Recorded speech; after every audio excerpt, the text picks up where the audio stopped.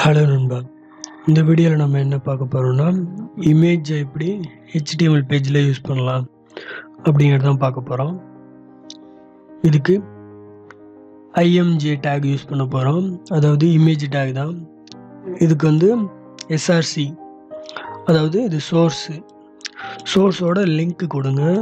நான் இதே ஃபோல்டரில் அந்த இமேஜை போட்டிருக்கிறதுனால வெறும் அதோட நேமு எக்ஸ்டென்ஷன் மட்டும்தான் கொடுத்துருக்கேன். PNG இமேஜ் அது. ஸோ நீங்கள் JPEG இருந்தால் JPGன்னு கொடுங்க, இல்லை GIF இமேஜ்னா என்ன எக்ஸ்டென்ஷனோ அதை பார்த்துட்டு கொடுங்க. அதோட பார்த்து கொடுக்கணும். ஆக்சுவலாக எந்த ட்ரைவில் போட்டிருக்கீங்களோ, D ட்ரைவ்னா D ட்ரைவ், என்ன ஃபோல்டரோ அந்த நேமு, அதோட ஃபுல் பார்த்து கொடுத்தீங்கன்னா இந்த சோர்ஸுங்கிற இடத்துல இமேஜ் கண்டிப்பாக டிஸ்பிளே ஆகும். நான் அதே ஃபோல்டரில் போட்டிருக்கிறதுனால வெறும் நேம் மட்டும் கொடுத்துருக்கேன். ஸோ பாடி டேக்கோட பேக்ரவுண்ட் கலர் நான் மாற்றிருக்கேன், எல்லோ கலரில் கொடுத்துருக்கேன். டெக்ஸ்ட்டு பேராகிராஃப் டேக்கில் சும்மா சாம்பிளுக்கு டெக்ஸ்ட்டு கொடுத்துருக்கேன். இதோட அவுட்புட் பார்க்கலாம். ஸோ இமேஜ் டெக்ஸ்ட்டுக்கு நடுவில் கொடுத்துருக்கேன். ஸோ இதோட அவுட்புட் பார்த்தோம்னா பார்த்திங்கன்னா தெரியும், இமேஜ் ரொம்ப பெருசாக இருக்குது, வித்து ஹைட் எல்லாமே கூட இருக்குது. டெக்ஸ்ட்டு மேலேயும் கீழேயும் டிஸ்பிளே ஆகுது, பேக்ரவுண்ட் கலர் அப்பியர் ஆகிருக்கு. ஸோ செகண்ட் ப்ரோக்ராம் பார்த்தோம்னா வித் ஹைட்டு கண்ட்ரோல் பண்ணலாம். ஸோ நான் பேக்ரவுண்ட் கலர் க்ரீன்னு மாற்றிருக்கேன். ஸோ இமேஜ் சாம்பிளுக்கு நான் வித்து ஹைட்டை இன்லைனில் கொடுத்துருக்கேன். இது இன்லைன் ஸ்டைலு 150 கொடுத்துருக்கேன். ஸோ 150னா அதோட சைஸ் டிஃபால்ட்டாக எடுத்துக்கும் 150 சைஸுக்கு. ஸோ நீங்கள் அதோட சைஸை பார்த்தீங்கன்னா பர்சன்டேஜ்லேயும் கொடுக்கலாம். 20%, 70%ன்னு வித் ஹைட்டை கொடுக்கலாம், இல்லை பிக்சல் வேல்யூவாகவும் கொடுக்கலாம். நீங்கள் PXன்னு எக்ஸ்டென்ஷன் வச்சும் கொடுக்கலாம். ஸோ கீழே இருக்க வேல்யூலாம் நீங்கள் ட்ரை பண்ணி பாருங்கள். நான் டிஃபால்ட்டாக 150ன்னு நான் கொடுத்துருக்கேன். ஸோ இமேஜ் ஸ்கொயர் ஷேப்பில் வரணுங்கிறதுக்காக. ஸோ இதோட அவுட்புட் பார்க்கலாம். இப்போ ஸோ பார்த்தீங்கன்னா ஸ்கொயர் ஷேப்பில் 150 பிக்சலுக்கு இமேஜ் டிஸ்பிளே ஆகிருக்கு. ஸோ பேக்ரவுண்ட் கலர் அப்பியர் ஆகிருக்கு. தேர்ட் ப்ரோக்ராம் பார்க்கலாம். ஸோ இதில் பார்த்தீங்கன்னா நம்ம எக்ஸ்ட்ரா டைட்டிலுங்கிற ஒரு அட்ரிபியூட் இமேஜ் டேக்கில் யூஸ் பண்ணியிருக்கோம். அப்புறம் பார்த்தீங்கன்னா அலைனுங்கிற அட்ரிபியூட் யூஸ் பண்ணியிருக்கோம். ஸோ இதில் என்ன ஸ்பெஷல்னு பார்த்தீங்கன்னா, இந்த டைட்டிலுங்கிற அட்ரிபியூட் யூஸ் பண்ணி உள்ளே என்ன வேல்யூ கொடுக்குறோமோ, நான் இதில் லோகோ கொடுத்துருக்கேன். என் சோர்ஸில் டைட்டிலில் யூடியூப்னு டைப் பண்ணியிருக்கேன். வித் ஹைட்டு 300 கொடுத்துருக்கேன். அலைன் ரைட் சைடுக்கு ஃபஸ்ட் இமேஜும் லெஃப்ட் சைடுன்னு செகண்ட் இமேஜுக்கு கொடுத்துருக்கேன். 2 இமேஜ் டிஸ்பிளே பண்ணுற மாதிரி வச்சுருக்கேன். மேலே சாம்பிளுக்கு டெக்ஸ்ட்டு கொஞ்சம் ஒரு 3 லைனும் கொடுத்துருக்கேன். பேக்ரவுண்ட் கலர் ப்ளூ கலர் கொடுத்துருக்கேன். ஸோ இப்போ பார்த்தீங்கன்னா இந்த டைட்டில் எதுக்காகன்னா, இப்போ நீங்கள் பார்த்தா தெரியும், இப்போ இந்த டைட்டிலுங்கிறதுக்கு நான் மேலே கொண்டு வந்தேன்னா அது என்னங்கிறதுக்கு சும்மா டெக்ஸ்ட் எடிட்டர் சும்மா சாம்பிளுக்கு டெக்ஸ்ட்டாக காட்டுது. ஸோ இது மாதிரி நீங்கள் இமேஜ் மேலே இந்த கர்சரை கொண்டு போகிறப்ப என்ன காட்டணும், ஸோ அங்கே என்ன டைப் பண்ணியிருக்கணும், இந்த இமேஜை பற்றி ஒரு சின்ன டிஸ்கிரிப்ஷன் இந்த மாதிரி நீங்கள் கொடுத்துக்கலாம். ஸோ அதுக்காக தான் அந்த டைட்டில் அட்ரிபியூட் நம்ம யூஸ் பண்ணுறோம்.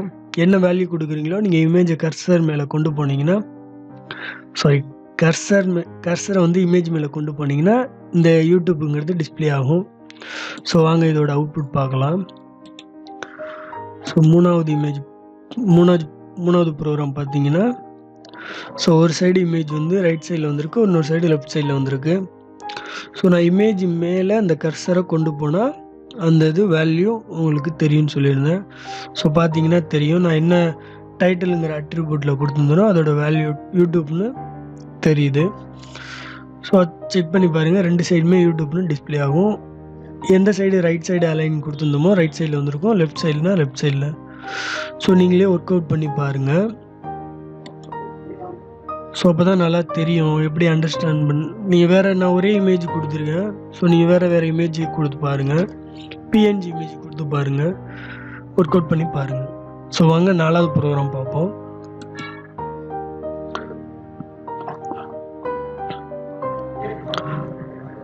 ஸோ அதோட கண்டினியூட்டி தான் நம்ம பார்த்துருக்கோம். இமேஜ் அலைன்மெண்ட்டு இதில் என்ன புதுசான்னு பார்த்தீங்கன்னா, இந்த லைன் பிரேக்கிங் டேக்கில் நம்ம பார்த்தீங்கன்னா கிளியருங்கிற ஒரு அட்ரிபியூட் யூஸ் பண்ணியிருக்கோம். அதோட வேல்யூ வந்து ஆல்னு கொடுத்துருக்கோம்.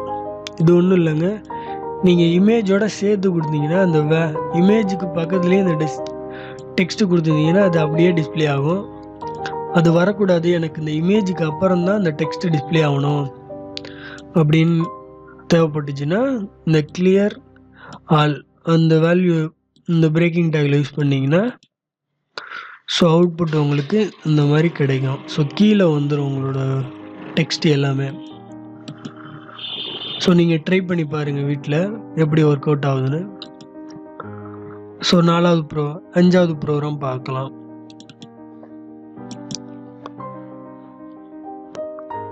ஸோ இதில் பார்த்தீங்கன்னா நம்ம பார்டர் ஒன்று எக்ஸ்ட்ரா சேர்த்துருக்கோம். இமேஜ் டேக்கில் பேக்ரவுண்ட் ரெட் கலரில் மாற்றிருக்கோம்.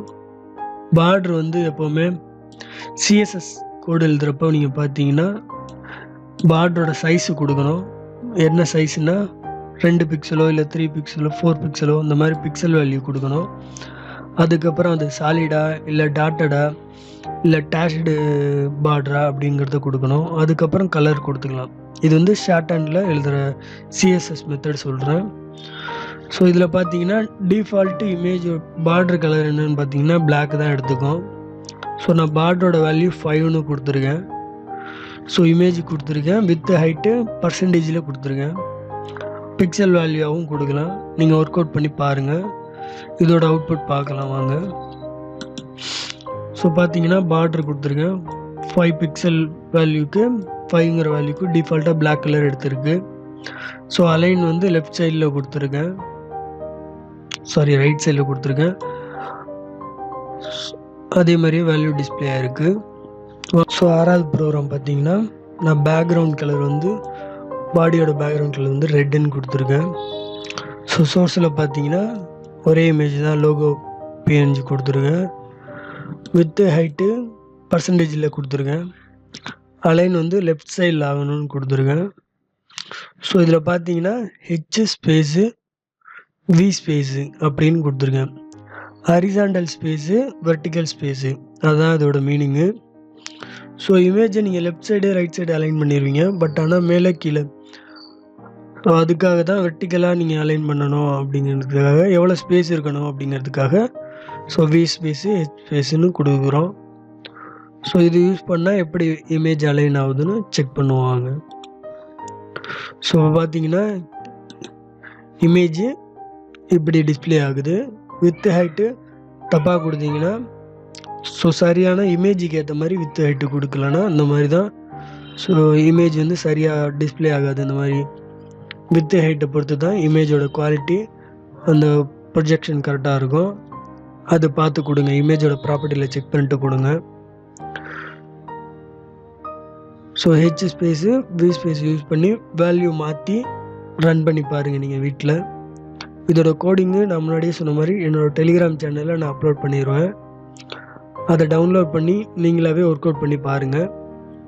இல்லை அந்த கோடிங்லேருந்து நீங்கள் ஆல்ட்ரு பண்ணி இல்லை உங்களோட இமேஜ் இந்த பாத்தில் கொடுத்து ஸோ அது மூலமாக ஒர்க் அவுட் பண்ணி பாருங்கள். நீங்களாக ஓனாக டைப் பண்ணி பாருங்கள், அப்போ தான் உங்களுக்கு நல்லா புரியும். ஸோ பெஸ்ட்டு அண்டர்ஸ்டாண்டிங் வேணும்னா நீங்கள் டைப் பண்ணால் மட்டும்தான் முடியும். கோடிங் சும்மா ஓரளவு பார்த்துட்டு போகிறது என்றைக்குமே ஒர்க் அவுட் ஆகாது. ஸோ அடுத்த ப்ரோக்ராம் பார்க்கலாம் வாங்க. ஸோ இதில் பார்த்தீங்கன்னா நம்ம டைரெக்டாக பாடி டேக்குக்கே நம்ம பேக்ரவுண்ட் செட் பண்ணியிருக்கோம். ஸோ சும்மா ஒரு டைட்டில் ஒன்று, சேனலோட நேம் கொடுத்துருக்கோம். ஸோ இதோட அவுட்புட் எப்படி இருக்குன்னு பார்க்கலாம் வாங்க. ஸோ இப்போ பார்த்தீங்கன்னா நான் பேக்ரவுண்டில் இமேஜ் வந்து டிஸ்பிளே ஆகிற மாதிரி கொடுத்துருக்கேன். அது வந்து ரிப்பீட் ஆகிருக்கு, நீங்கள் நல்லா கவனிச்சிங்கன்னா தெரியும். லோகோ வந்து 2வது தடவை ரிப்பீட் ஆகிருக்கு. ஸோ அதெல்லாமே நான் அடுத்தடுத்த கிளாஸில் சொல்லித்தரேன். இமேஜ் எப்படி ரிப்பீட் ஆகக்கூடாது, என்ன கொடுக்கணும் அது வேல்யூ, அந்த அட்ரிபியூட்டை பற்றியெல்லாம் பின்னாடி சொல்லித்தரேன். ஸோ இதெல்லாமே பேசிக்கு.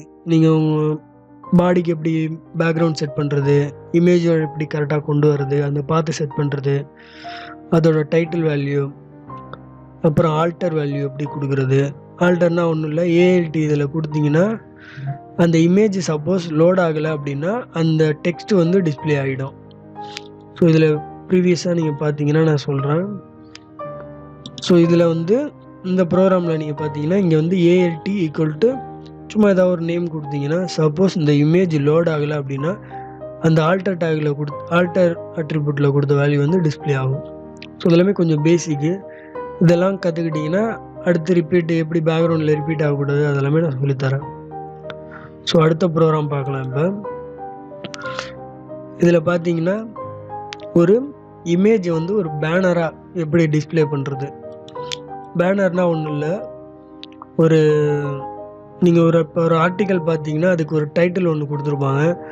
அந்த டைட்டிலை நல்லா டெக்கரேட் பண்ணுறதுக்காக கொஞ்சம் நல்லா பேனர் மாதிரி டிசைன் பண்ணியிருப்பாங்க. இப்போ லெட்டர் ஹெட்டில் பார்த்தீங்கன்னா அந்த ஹெட்டர் பாத்தில் பார்த்தீங்கன்னா அந்த கம்பெனி நேமு, அட்ரஸ்ஸு அதெல்லாமே கொஞ்சம் கலர் பண்ணி கொடுத்துருப்பாங்க. ஸோ அதெல்லாமே நம்ம பேனருங்கிற மாதிரி சொல்லலாம். இதில் பேனர் நம்மளாக ஃபோட்டோஷாப்பில் க்ரியேட் பண்ணணும். க்ரியேட் பண்ணிட்டு அந்த இமேஜை கொண்டு வந்து இந்த பாத்தில் கொடுத்தீங்கன்னா வித்து ஹைட்டு தான் கொஞ்சம் வேரி ஆகும். பேனர் வந்து எப்போவுமே ரெக்டாங்கிள் ஷேப்பில் தான் இருக்கும். ஸோ அதுக்கேற்ற மாதிரி நான் வித்து ஹைட்டு கொடுத்துருக்கேன். பேக்ரவுண்ட் கலர் ரெட்டுன்னு கொடுத்துருக்கேன். ஸோ இதோட அவுட்புட் பார்க்கலாம் வாங்க. ஸோ இதில் பார்த்தீங்கன்னா இதோட இந்த இதை பார்த்தீங்கன்னா டெக்ஸ்ட்டை நான் ஒரே இமேஜ் வச்சு லோட் பண்ணியிருக்கேன்.